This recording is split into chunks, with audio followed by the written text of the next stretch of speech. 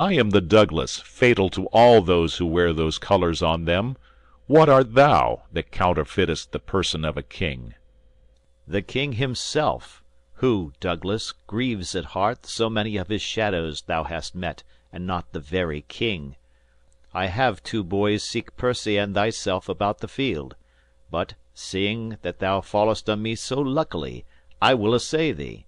So defend thyself. I fear thou art another counterfeit, and yet in faith thou bearest thee like a king. But mine I am sure thou art, whoever thou be, and thus I win thee. They fight. King Henry being in danger, Prince Henry enters. Hold up thy head, vile Scot, or thou art like never to hold it up again. The spirits of valiant Shirley, Stafford, Blunt are in my arms. It is the Prince of Wales that threatens thee, who never promiseth but he means to pay. They fight. Douglas flies. Cheerily, my lord. How fares your grace? Sir Nicholas Gazzy hath for succour sent, and so hath Clifton. I'll go to Clifton straight. Stay, and breathe a while. Thou hast redeemed thy lost opinion, and showed thou makest some tender of my life in this fair rescue thou hast brought to me. O God, they did me too much injury, that ever said I hearkened for your death. If it were so, I might have let alone the insulting hand of Douglas over you, which would have been as speedy in your end as all the poisonous potions in the world, and saved the treacherous labour of your son. Make up to Clifton. I'll to Sir Nicholas Gawsey. Exit. Enter Hotspur. If I mistake not, thou art Harry Monmouth. Thou speakest as if I would deny my name. My name is Harry Percy. Why, then I see a very valiant rebel of the name. I am the Prince of Wales, and think not, Percy, to share with me in glory any more. Two stars keep not their motion in one sphere, nor can one England brook a double reign of Harry Percy and the Prince of Wales. Nor shall it, Harry, for the hour is come to end the one of us, and would to God thy name in arms were now as great as mine. I'll make it greater ere I part from thee, and all the budding honours on thy crest I'll crop, to make a garland for my head. I can no longer brook thy vanities. They fight. Enter Falstaff. Well said, Hal. To it, Hal. Nay, you shall find no boys' play here, I can tell you. Re-enter Douglas. He fights with Falstaff, who falls down as if he were dead, and exit Douglas. Hotspur is wounded and falls.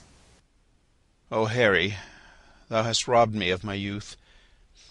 I better brook the loss of brittle life than those proud titles thou hast won of me. They wound my thoughts worse than sword my flesh. But thought's the slave of life, and lifetime's fool, and time that takes survey of all the world must have a stop. Oh, I could prophesy, but that the earthy and cold hand of death lies on my tongue. No, Percy, thou art dust, and food for... Dies. For worms, brave Percy. Fare thee well, great heart.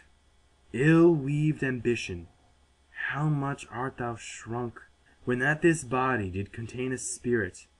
A kingdom for it was too small a bound. But now 2 paces of the vilest earth is room enough. This earth that bears thee dead bears not alive so stout a gentleman. If thou wert sensible out of courtesy, I should not make so dear a show of zeal. But let my favours hide thy mangled face, and even in thy behalf I'll thank myself for doing these fair rites of tenderness.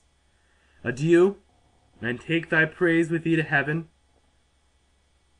Thy ignominy sleep with thee in thy grave, but not remembered in thy epitaph. He spieth Falstaff on the ground. What, old acquaintance, Could not all this flesh keep in a little life? Poor Jack, farewell. I could have better spared a better man. Oh, I should have a heavy miss of thee, if I were much in love with vanity. Death hath not struck so fat a deer today, though many dearer, in this bloody fray. Embowelled will I see thee by and by. Till then, in blood, thy noble Percy lie. Exit Prince Henry. Embowelled? If thou embowel me today, I'll give you leave to powder me, and eat me too tomorrow. 'Sblood, 'twas time to counterfeit, or that hot termagant Scott had paid me Scott and lot too.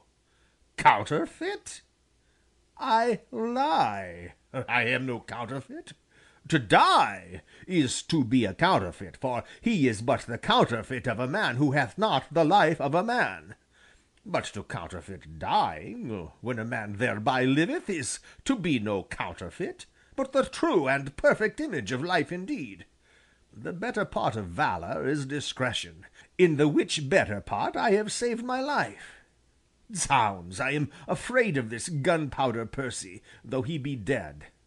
Now if he should counterfeit too and rise, by my faith, I am afraid he would prove the better counterfeit. Therefore I'll make him sure, yea, and I'll swear I killed him. Why may not he rise as well as I?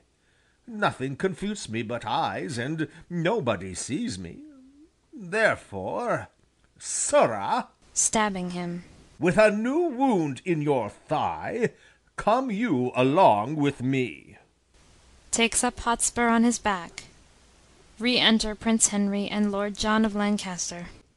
Come, brother John, full bravely hast thou fleshed thy maiden sword. But soft, whom have we here? Did you not tell me that this fat man was dead? I did. I saw him dead, breathless and bleeding on the ground. Art thou alive, or is it fantasy that pleads upon our eyesight? I prithee speak. We will not trust our eyes without our ears. Thou art not what thou seemst. No, that's certain. I am not a double man. But if I be not Jack Falstaff, then am I a Jack. There is Percy. Throwing the body down. If your father will do me any honour, so. If not, let him kill the next Percy himself. I look to be either earl or duke, I can assure you.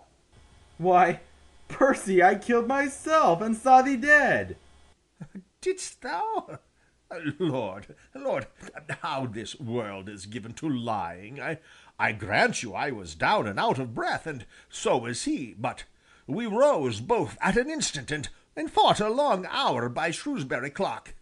If I may be believed, so; if not, let them that should reward valour bear the sin upon their own heads. I'll take it upon my death. I gave him this wound in the thigh.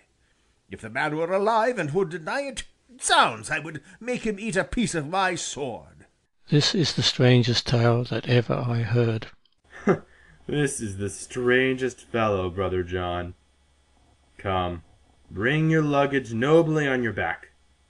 For my part, if a lie may do thee grace, I'll gild it with the happiest terms I have. A retreat is sounded. The trumpet sounds retreat. The day is ours. Come, brother, let's to the highest of the field, and see what friends are living, and who are dead. Exeunt Prince Henry and Lancaster. I'll follow, as they say, for reward. He that rewards me, God reward him. If I do grow great, I'll grow less, for I'll purge, and leave sack, and live cleanly as a nobleman should do. Exit. Scene 5. Another part of the field. The trumpets sound. Enter King Henry IV, Prince Henry, Lord John Lancaster, Earl of Westmoreland, with Worcester and Vernon prisoners. Thus ever did rebellion find rebuke. Ill-spirited Worcester, did not we send grace, pardon, and terms of love to all of you?